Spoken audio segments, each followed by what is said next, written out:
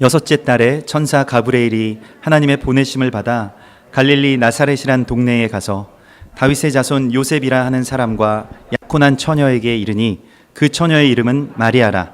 그에게 들어가 이르되 은혜를 받은 자여 평안할지어다. 주께서 너와 함께 하시도다 하니 처녀가 그 말을 듣고 놀라 이런 인사가 어찌함인가 생각하매 천사가 이르되 마리아여 무서워하지 말라. 내가 하나님께 은혜를 입었느니라. 보라 내가 잉태하여 아들을 낳으리니 그 이름을 예수라 하라. 그가 큰 자가 되고 지극히 높으신 이의 아들이라 일컬어질 것이요 주 하나님께서 그 조상 다윗의 왕위를 그에게 주시리니 영원히 야곱의 집을 왕으로 다스리실 것이며 그 나라가 무궁하리라. 마리아가 천사에게 말하되 나는 남자를 알지 못하니 어찌 이 일이 있으리이까. 천사가 대답하여 이르되 성령이 내게 임하시고 지극히 높으신 이의 능력이 너를 덮으시리니 이러므로 나실 바 거룩한 이는 하나님의 아들이라 일컬어지리라. 보라 내 친족 엘리사벳도 늙어서 아들을 배었느니라. 본래 임신하지 못한다고 알려진 이가 이미 6달이 되었나니 대저 하나님의 모든 말씀은 능하지 못하심이 없느니라. 마리아가 이르되 주의 여종이오니 말씀대로 내게 이루어지이다 하매 천사가 떠나가니라. 아멘. 우리의 명절 가운데서 가장 큰 명절이라고 할 수 있는 추석이 이제 지났습니다. 성경에서도 가장 큰 명절이라고 하면 그것은 초막절이라고 할 수 있습니다. 우리의 추석일과 꼭 같은 날이었고요. 우리가 지금 기독교에서 교회에서 지키는 가장 큰 명절은 무엇입니까? 그것은 크리스마스일 것입니다. 12월 25일. 그러나 그 크리스마스는 정확한 예수 그리스도의 그 탄생일이라고 하기 어렵죠. 그리고 그 성경을 자세히 보면 크리스마스 12월 25일이 예수님의 탄생일이 아니라는 것을 우리가 알게 됩니다. 성경에서 목자들이 그 들판에 나가서 양을 치던 때, 그때는 겨울에는 목자들이 들판에 나가서 양을 치지 않고요. 그리고 그런 양을 치는 그 기간 가운데서 또한 그 세례 요한의 탄생과 예수님의 탄생의 그 6개월의 차이를 다 따져서 보면 또 그 아비야의 반차에 세례 요한의 아버지가 성전에 들어간 것, 이러한 날수를 계산해 보면 거의 정확하게 초막절 그 기간 가운데 예수님께서 오셨음을 성경은 증거하고 있습니다. 그럼에도 불구하고 이 가톨릭 또 로마의 그 콘스탄틴은 12월 25일을 크리스마스로 지정하고 그날의 모든 절기를 다 모았죠. 그래서 예수님 탄생하신 날이고 모든 이 교회가 가장 기뻐해야 되는 날로 그날을 삼았는데, 실은 그날은 태양신의 그러한 제사 날이었고요. 동지 그 겨울 절기 가운데 태양신을 경배하는 그러한 날이었고, 그리고 그 날을 그렇게 정하고 교회와 무엇인가를 이제 바꾸게 되는 것입니다. 그래서 그 사실은 콘스탄티누스는 미트라 신앙이나 그런 이교의 신앙에 아주 깊이 그렇게 매몰되어 있었던 사람이었는데요. 그런데 그가 태양신 숭배와 그러한 온갖 이교 숭배의 혼합한 포도주를 만들어서 교회에다 제시하고 또 교회와 무엇인가를 이제 바꾸었습니다. 그래서 교회에게는 순교와 핍박 대신에 권세와 부를 주고, 그리고 대신 우리가 지불해야 될 대가는 무엇이냐면 절기, 성경에 나와 있는 절기를 전혀 지키지 말라. 그리고 안식일을 지키지 말라. 그리고 유대의 어떤 히브리적인 뿌리들을 지키지 말라는 것을 공포하였습니다. 그게 그 니케아 공의회에서 공포한 내용이고요. 콘스탄티누스의 주도 아래 있었던 일들이고, 실제로 콘스탄티누스가 교회에 굉장히 호의적으로 모든 걸 다 베풀었습니다마는 교회에 유일하게 금지시켰던 것들은 절기를 지키는 것과 안식일을 지키는 것, 거기에 대해서는 사형을 명할 정도로 아주 엄격하게 그것을 지켜왔던 것을 보게 됩니다.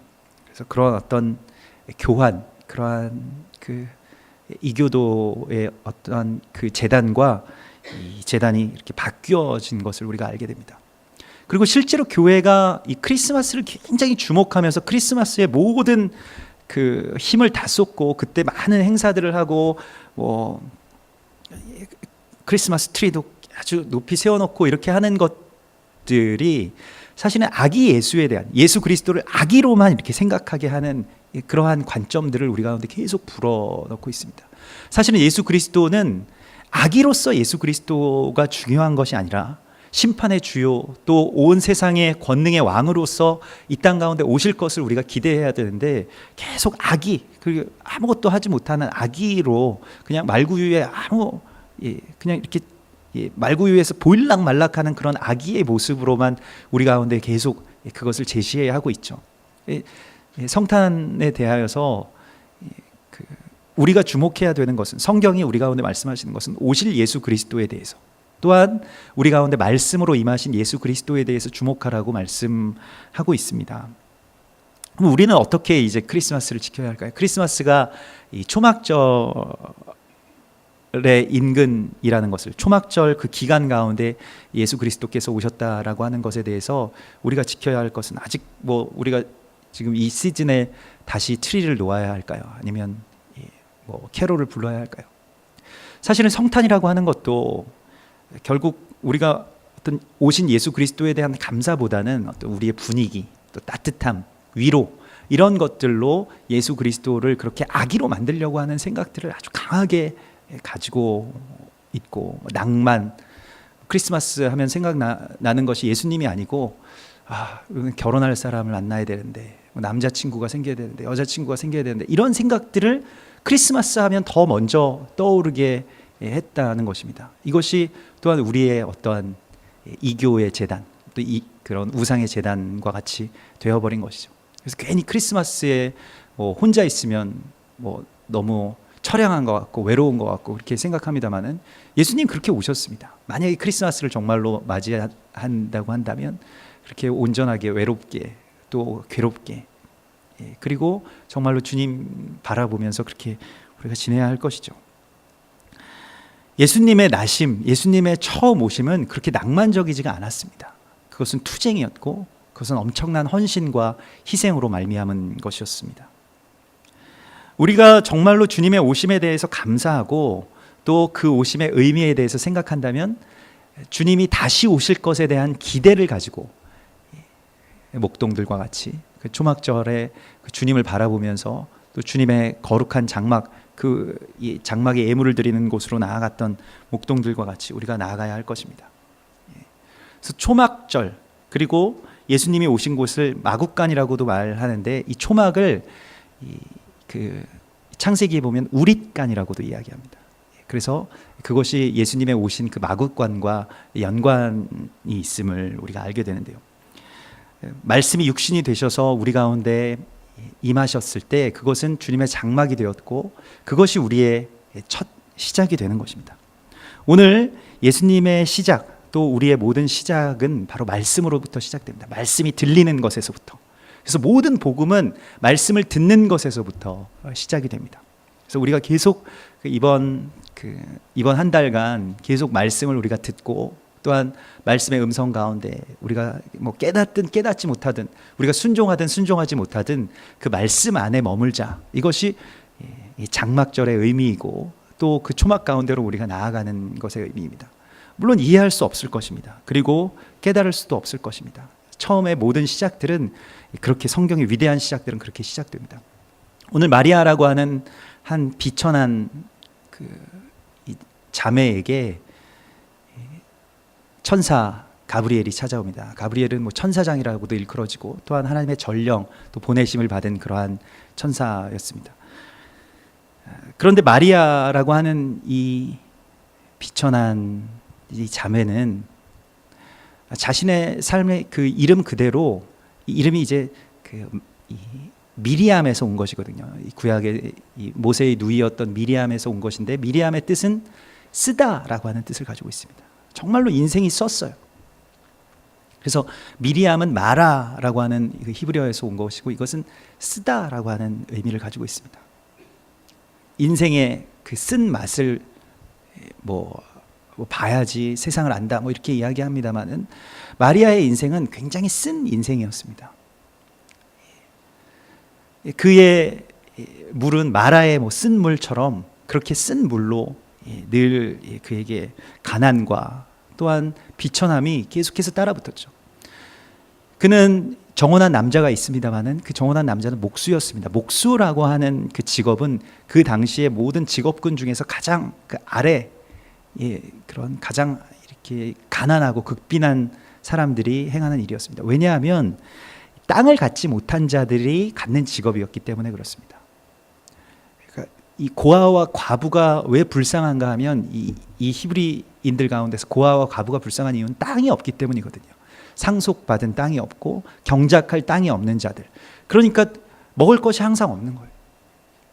오늘날에는 뭐 목수들이 뭐 이때처럼 그렇게 비천하거나 또 그렇게 극빈하지 않습니다. 아마 웬만한 우리 뭐 목사들보다 더 많은 돈을 받을 수도 있을 것입니다. 그러나 그 당시의 목수는 달랐습니다. 그리고 목수의 아내로 살아간다는 것, 이것은 이제 인생이 결정됐다는 것을 말하죠. 자신의 뜻과는 상관없이 그냥 그렇게 가난한 가정에 태어나서 가난한 부모님 밑에서 가난하게 살다가 가난한 남편 만나서 앞으로도 쭉 평생 가난하게 산다. 이것으로 그냥 결정된 것이에요. 자신이 무엇인가를 선택하거나 또 자신이 무엇인가를 개척해 나갈 만한 어떤 힘이 그 당시의 여인들에게는 그런 길이 있지 않았습니다. 그러나 오늘 하나님의 천사가 그에게 와서 선포합니다. 마리아여, 두려워하지 말라고 말씀하고 있습니다. 그래서 마리아의 이름을 알고 무서워하지 말라고 먼저 이야기하고 있습니다. 하나님의 말씀이 선포되는데요, 먼저 주님께서 말씀하시는 것은 무서워하지 말라, 두려워하지 말라는 것을 말씀하십니다. 여러분, 우리가 은혜를 받는다라고 하는 것은 적당한 위로와 어떤 삶의 풍성함 같은 응답을 받는 그런 적당한 은혜에 있지 않다는 것을 우리가 알아야 됩니다. 우리가 은혜를 받는다라고 하는 것은, 오늘 은혜를 받은 자여, 주님께서 말씀하시면서 그에게 무서워하지 말라, 은혜를 받은 자여, 내가 하나님께 은혜를 입었도다, 이렇게 말씀하시는데, 우리가 은혜를 받는다라고 하는 것은 정말 무서운 일이라는 거예요. 그게 그냥 적당하게 내가 통제할 수 있을 만한 은혜가 나에게 임하는 것이 아니라는 것입니다. 은혜는 삶의 전반을 흔들어 놓고 또한 그것을 완전히 파괴해서 하나님의 새로운 역사가 시작되게 하는 것이 은혜입니다. 그냥 은혜가 우리 가운데 나의 삶의 어떤 작은 개선이나 내가 바라는 일이 이루어지는 것이 은혜가 아니라는 것이에요. 우리가 생각할 때 은혜는 무엇입니까? 우리가 오늘 나는 은혜 받았다라고 할 때 그 은혜는 그저 내가 좀 감동하고 치유받고 또 내가 용기를 얻고 하는 정도의 그런 통제할 수 있을 만한 것을 은혜라고 이야기할 것입니다. 그러나 오늘 마리아에게 임한 이 은혜는 그런 은혜가 아니라는 것입니다. 이것은 무서운 은혜였습니다. 은혜를 받는다는 것은 내 통제를 벗어나는 일이 시작된다는 것을 의미하는 것입니다. 내가 바라는 것만 이루어지는 것, 또한 내가 바라는 것을 이루게 하여 주시는 것이 우리가 은혜라고 생각하면서 살았다면 그것은 바알의 신앙을 그렇게 우리가 섬기고 있었다는 것을 의미합니다. 바알은 굉장히 힘이 강해요. 모든 권능을 다 가지고 있지만은 결국 바알이 우리 가운데 주는 것은 무엇이냐면 농사 잘 되게 해주는 것. 그리고 아세라가 나에게 잘 되게 주는 것은 무엇이냐면 자식 잘 되게 해주는 것. 이거 아닙니까? 돈 많이 벌고 자식들 잘 되고. 우리의 거의 대부분의 기도와 은혜의 모든 집중이 되는 부분들이 바로 여기에 있죠. 여기에 있었습니다. 이 은혜를 받으려고 우리가 주님께 계속 기도를 하였지만은 그것은 사실은 바알이라는 것이.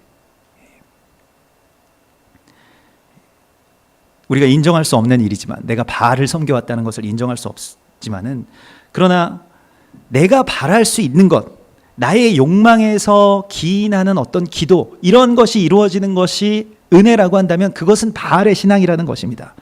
하나님의 은혜는 내가 바랄 수 없는 것을 바라게 해주시는 소망으로 나에게 임하십니다. 내가 이전까지 바라왔던 것을 바라는 것이 은혜가 아니에요. 나의 욕망에서 나온 어떠한 그 바램들이 버려지고 다른 하나님의 나라의 소망이 나에게 주어지는 것이 은혜인 것입니다.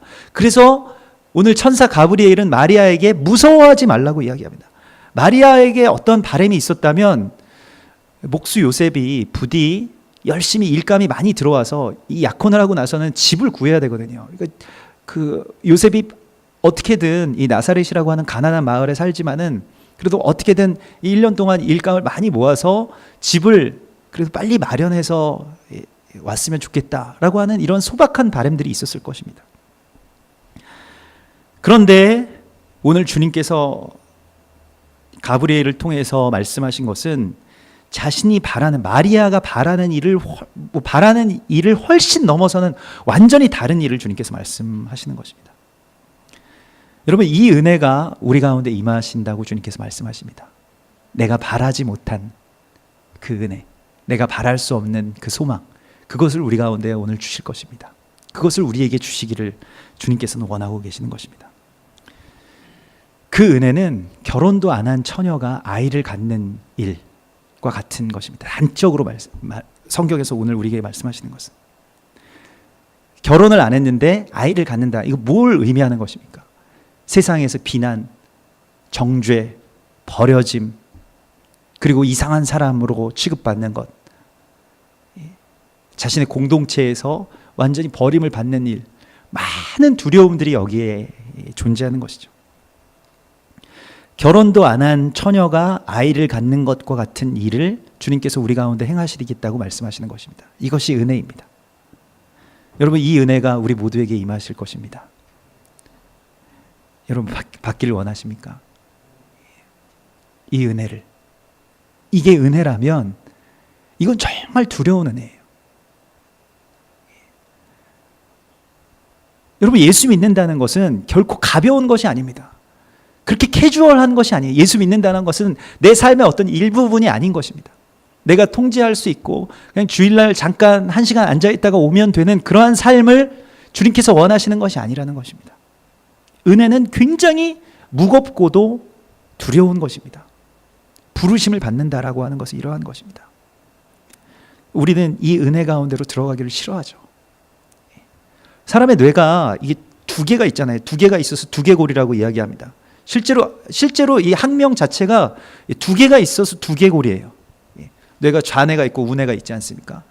사람이 정말 한쪽 뇌만을 거의 대부분의 사람들이 한쪽 뇌만을 사용하면서 살아가는데, 뭐 좌뇌형 인간이 있고 우뇌형 인간이 있습니다만은, 특히 남자들은 그래서 그런 자기의 통제, 그리고 이성적인 논리, 이런 것을 관장하는 그러한 뇌 안에 그냥 갇혀서 살죠. 그것이 좀 더 심해지면 자폐가 되는 것입니다. 그러니까 여러분, 여성들은 남성들을 잘 이해하셔야 되는데, 남성들은 기본적으로 뇌를 한쪽밖에 못 쓴다, 이걸 아셔야 돼요. 그리고 어느 정도의 자폐가 있다라는 것을 아셔야 됩니다. 실제로 그러니까 자기가 그 남자들의 어떤 특성이 그러한 것이에요. 하나님이 그렇게 만드셨겠지만, 근데 그걸 깨고 나머지의 그 뇌를 사용할 수 있어야 그렇게 되는 것이 이제 은혜입니다.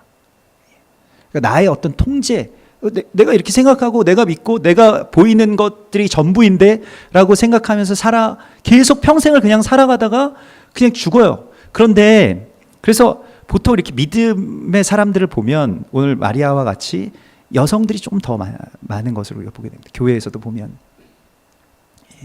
꼭 근데 남자들이 이게 또 한번 열리기 시작하면, 나머지 한쪽 두 개 골 중에서 한 개 골이 더 열리기 시작하면 그때부터 이제 하나님께 다 드려지는 거죠. 근데 그렇게 우리가 말하자면 어떤 무슨 어떤 신경이든 뭐 뇌든 생각이든 이런 다친 것들이 이제 확 걷어지고 그게 열리게 되는 그러한 것이 바로 은혜인 것입니다. 내가 믿는 것, 내가 생각하는 것이 전부라고 생각하면서 살아오는 것이, 우리가 지금까지 다가오면서 살아온 그런 자폐적인 삶에서 주님께서 우리를 건져주시는 것이에요. 두려워하지 말라. 이제 열린다. 이제 이것이 열린다. 너의 나머지의 인생, 나머지의 삶, 그냥 우리가 전부라고 믿어오면서 살아왔던 그 반쪽의 삶이 아니라 그 나머지의 영역들, 우리가 전혀 한 번도 가보지 못한 어떤 영역들이 열린다. 그래서 이제 너희 말하자면 영적인 벨트를 꼭 매라는 것이에요. 허리에 띠를 띠라는 것입니다. 나가야 되는 거예요. 그러나 우리는 이런 두려운 일들이 있을 때, 이 두려운 은혜가 우리 가운데 임할 때, 이 무서운 순종, 두려운 은혜, 뭐 이러한 것들이 우리 가운데 임할 때 우리는 타협안을 제시하죠.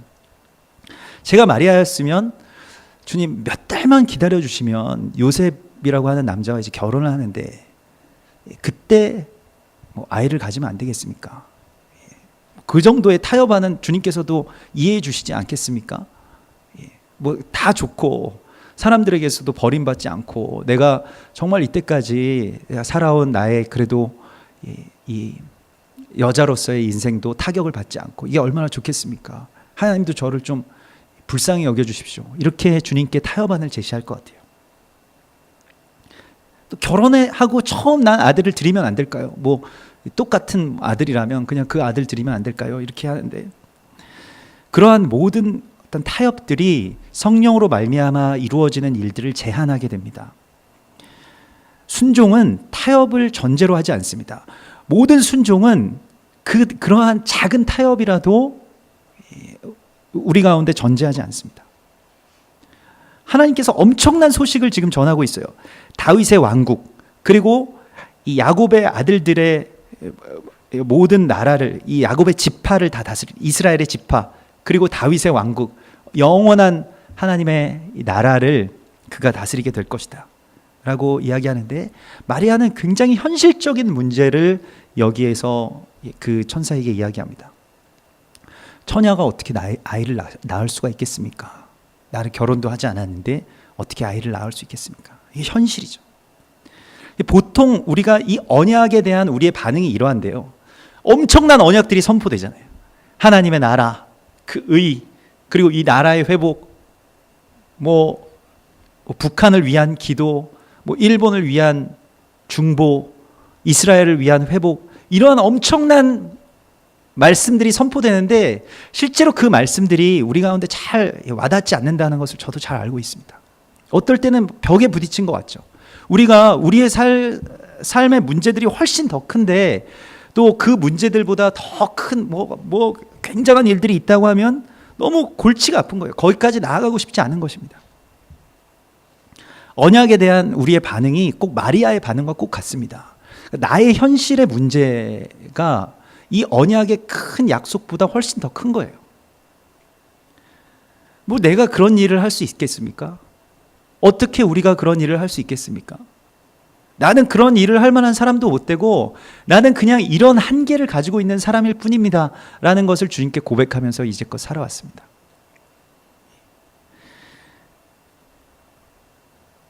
순종은 내가 나를 평가하는 것에서 빠져나오는 것입니다. 그러니까 내가 나를 규정하는 것이 있잖아요.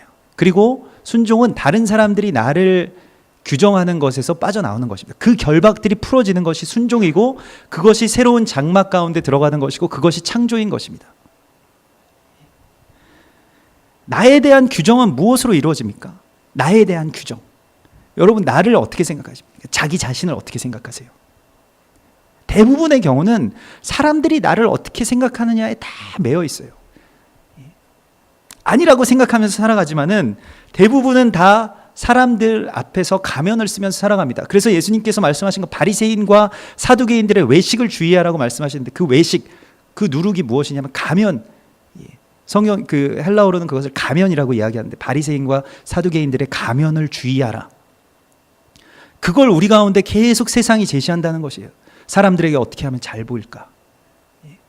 우리가 그 사람들의 행복 지수를 조사할 때 SNS를 하는 사람들이 하지 않는 사람들보다 30% 이상 더 불행하다고 이야기합니다. SNS를 여러분 다 끊으셔야 됩니다. 그래야지 더 행복한 삶을 살 수 있다고. 왜 그러냐면 사람들 앞에 자꾸 가면을 써야 되니까. 또 가면을 쓴 사람들의 모습을 보면 이 사람 나보다 더 잘 사는 것 같은데 이 사람은 뭐 이런 것도 먹고 이런 데 여행도 가고 저 남편은 쟤는 나랑 대학 다닐 때 나보다 안 예쁜 애였는데 왜 이렇게 됐을까? 뭐 남편을 잘 만나서 뭐 에펠탑 앞에서 사진도 찍고 뭐 호텔에 가서 뭐 밥도 먹었구나. 뭐 이런 걸 보면서 굉장히 불행하게 느낀다는 것이죠. 내 가면은 어디 있을까? 그래서 요즘에 뭐 음식점들 가보면 막 다 이렇게 다 찍고 있죠. 이렇게 먹기보다는 그렇게 자신들의 어떤 가면을, 뭐 그것이 무슨 페이스북이라는 가면이든 뭐 트위터라는 가면이든 무슨 가면이든 간에 그런 가면을 쓰고 자기 자신을 이렇게 사람들이 나를 봐줬으면, 나를 행복한 사람으로 봐줬으면, 나를 이렇게 불행하지 않은 사람으로 봐줬으면 하는 그러한 가면들을 가지고 있습니다. 그것이 나의 삶의 전부가 되는 것이죠. 그러나 우리가 순종할 때 그러한 모든 결박들이 다 끊어지게 됩니다. 사람이 우리의 결박입니다. 또 내가 나의 결박입니다. 나는 이 사람들에게 어떤 모습으로 살아야 된다라고 하는 결박이 있어요. 그 결박이 가장 강한 그 관계가 친척들이죠. 친척들과 나와의 관계가 그렇죠. 너는 왜 사람에 보여지는 나와 또한 내가 알고 있는 내가 전부가 아니라는 걸 깨달았을 때 자유가 임하는 것입니다. 마리아는 목수의 아내라고 하는 그 자신의 모습, 그리고 아이를 아직 낳을 수 없는 처녀라고 하는 자기의 모습을 포기하는 순종을 하나님께 드렸습니다. 사람의 결박에서 풀려나는 것, 그것을 주님께서 오늘 우리에게 이 초막절의 기간 가운데 계속 말씀하세요. 시편 56편 3절에 내가 두려워하는 날에는 내가 주를 의지하리이다. 내가 하나님을 의지하고 그 말씀을 찬송하올지라. 내가 하나님을 의지하였은즉 두려워하지 아니하리니 혈육을 가진 사람이 내게 어찌하리이까. 우리가 지금 두려운 것은 무엇입니까?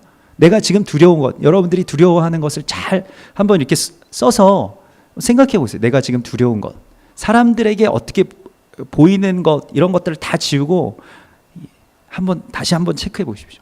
무엇이 두려운지.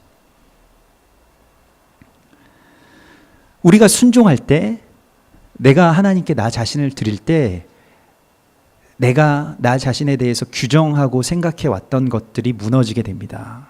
하나님의 은혜가 우리 가운데 임하시고 우리가 순종으로 반응하게 되면 그 결박에서 풀려나게 돼요. 새로운 나를 발견하게 해주십니다. 하나님이 나를 어떻게 생각하시는가? 하나님이 나를 무엇으로 부르셨는가?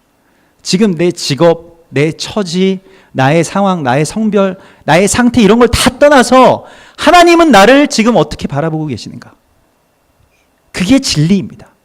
진리를 알지니 진리가 너희를 자유케 하리라고 말씀하십니다. 그게 진리예요. 하나님이 나를 어떻게 생각하시는가? 그래서 오늘 마리아는 이 천사의 말을 듣고 이렇게 거기에 대해서 이해할 수가 없었지만은, 그러나 천사가 이렇게 말합니다. 대저 하나님의 모든 말씀은 능치 못하심이 없느니라. 하나님의 말씀은 능치 못하심이 없다. 보라, 처녀가 잉태하여 아들을 낳으리니 그 이름을 예수라 하라. 이 하나님의 말씀이 능치 못하심이 없다는 것이에요. 그래서 말씀이라고 하는 것은 내 의지가 아니고 하나님의 말씀, 그러니까 우리가 믿음이라고 하는 것은 무엇이냐면 내 의지를 하나님의 그 말씀에 맞추는 것이 아니라 그냥 하나님의 말씀이 이루어질 것입니다라고 하는 것에 그냥 나를 드리는 것을 말하는 것입니다. 이게 믿음인데, 오늘 말씀대로 이루어지리이다 하는 이 고백을 한 마리아에게 임한 것은 무엇이냐면 엄청난 불안감에서 출발하는 것입니다. 모든 시작은 이 엄청난 불안감을 뚫고 나오는 것인데요. 우리가 주목하고 붙들어야 할 것은 다른 사람들의 시각, 또 내 생각도 아닙니다. 말씀입니다. 말씀으로 생각을 할 수가 있어야 순종할 수 있는 것입니다. 근데 우리가 나의 언어가 있잖아요. 지금 내가 생각하고 있는 것이 보통 나의 언어로 생각을 합니다. 내 안에 많은 그 단어들과 언어들이 이렇게 둥둥둥둥 떠다니는데 그걸 가지고 생각한다고 해요, 우리가. 그런데 그 둥둥둥둥 떠다니는 그러한 것들이 다 깨끗이 치워지고 하나님의 모든 말씀으로 내 안을 다시 그렇게 채울 때, 그때 다른 생각들이 나에게서 나오게 되는 것입니다. 이게 말씀으로 말미암는 기적이에요. 출발이에요. 그러니까 오직 말씀으로 다시 돌아가야 됩니다. 다시 말씀드리지만 하나님의 말씀을 우리가 주목해서 보고 읽는 것에서부터 다시 시작해야 됩니다. 이때까지의 모든 생각들을 일단 다 접어놓고, 여러분 이해가 되든 또 은혜가 되든 뭐 지루하든 그렇지 않든 다시 말씀으로 돌아가서 말씀을 계속 한번 읽어보세요. 계속 매주, 거의 매번 설교 때마다 말씀을 읽고 말씀을 듣고 하는 것으로 같이 돌아갑시다. 다시 돌아갑시다. 계속 말씀을 드립니다. 그 안으로 돌아가는 것이 사실은 엄청난 저항들이 있을 거예요. 세상에 말씀 외에 다른 모든 것들은 다 말씀 방해하기 위해서 그렇게 뭔가 이렇게 그 소리를 듣지 못하게, 하나님의 음성을 듣지 못하게 계속 방해하는 엄청난 저항들이 있습니다. 다른 많은 일들이 있어요. 다른 많은 매체들이 있고요. 다른 많은 글들이 있고 다른 많은 언어들이 있습니다. 거기서 우리가 말씀의 장막 가운데로 들어가서 오늘 마리아와 같이 주의 음성을 들을 수 있다면, 오늘 여기서 우리가 주의 음성을 들을 수 있다면, 정말로 주의 언어로 생각할 수 있다면, 예전에 내가 생각하고 있던 그 작은 영역에서 벗어나서 정말로 하나님의 언약의 말씀으로 생각할 수 있다면, 거기에서부터 새로운 시작이 우리 가운데 임하시는 것입니다. 우리에게 찾아오신 그리스도 예수는 말씀이라고 성경은 기록하고 있습니다. 요한복음 1장 14절에 말씀이 육신이 되어 우리 가운데 거하심에, 우리의 장막이 되신 것은 바로 말씀이신 것입니다. 마리아는 이 소리를 들은 것이죠. 대저 하나님의 모든 말씀은 능치 못하심이 없느니라. 하나님의 말씀이 능치 못하심이 없다라고 하는 그 말씀, 그 언약, 그것을 붙들었습니다. 내가 지금 어떤 상태이고 이런 것이 다 결박이라면 그걸 풀고 주님의 장막 가운데 나아가서 주님의 음성, 주님의 말씀, 주님의 뜻, 그것으로 생각하고 거기에 반응하고 거기에 나 자신을 드립니다. 내 생각을 드립니다. 라고 하는 것이 순종이고 믿음인 것이에요. 그래서 마리아는 위대한 고백을 합니다. 주의 여종이오니. 오늘 여기서는 이 개역 개정에서는 여종이오니 이렇게 조금 순화해서 번역하였고요. 개역 한글에서는 주의 계집종이오니 이렇게 이야기하죠. 주의 여종이오니 말씀대로 내게 이루어지리이다. 이 위대한 고백으로부터 모든 인류의 구원의 역사가 시작된 것입니다. 이 작고 비천한 이 자매의, 이 소녀의 고백으로부터 하나님의 위대한 역사가 시작된 것입니다. 계획들, 또 자신의 바램들, 내가 생각했던 어떤 잘 산다라고 하는 그 장밋빛 인생에 대한 그러한 소원들을 다 버리고 이 작은 고백을 주님께 온전히 자신의 삶을 통해서 드린 것입니다. 주의 여종이오니 말씀대로 내게 이루어지리이다. 여러분 한번 우리 입술을 열어서 고백해 볼까요? 주의 여종이오니 말씀대로 이루어지리이다. 예. 뭐 나는 남자이지만 주님에게는 다 신부니까요. 예, 우리가 이렇게 고백하는 것입니다. 주의 종이오니, 주의 여종이오니 말씀대로 내게 이루어지리이다. 이 고백은 정말 위대한 고백입니다. 우리가 예수를 믿는다면서 살아왔지만은 사실은 이 고백까지 나가지 못한 거예요. 주의 종이오니 주의 말씀대로 이루어지리이다 라고 하는 이 고백 가운데로 나가지 못한 것이에요. 이 고백을 들으면서 산다라고 하는 것은 엄청난 역사를 여는 통로가 되는 것입니다. 교회가 이 고백을 회복해야 됩니다. 주의 말씀대로 이루어지리이다. 우리가 예전까지 그냥 나의 말씀, 나의 생각, 나의 언어대로 이루어지리이다라고 했던 모든 것들에서 빠져나와서 주님의 말씀이 이루어지리이다라고 하는 삶으로 들어가게 되는 것, 이것이 바로 새로운 창조이고 새로운 초막절의 역사인 것입니다. 새 장막 가운데로 들어가는 것이에요. 새 생각의 장막 가운데로 들어가는 것이에요.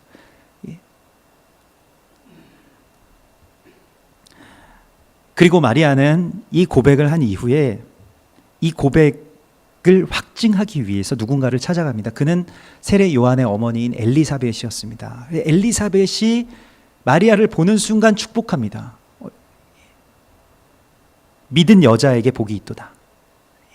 그래서 그 믿음에 대해서 축복하고 또 함께 찬양하기 시작하죠. 석 달 동안 그렇게 한 집에서 마리아와 엘리사벳이 성령으로 말미암아서 잉태된 이 두 여인이 함께 더불어서 계속해서 찬양하죠. 오늘 이 38절 이후의 말씀들이 바로 마리아의 노래이고 마리아와 엘리사벳이 그렇게 찬양하고 고백하고 경배한 그러한 찬양의 이야기입니다. 여러분, 이 고백은 우리가 혼자 하나님과의 이 은밀한 관계 가운데서 드리는 것이지만은 혼자서 이룰 수 있는 것은 아닙니다.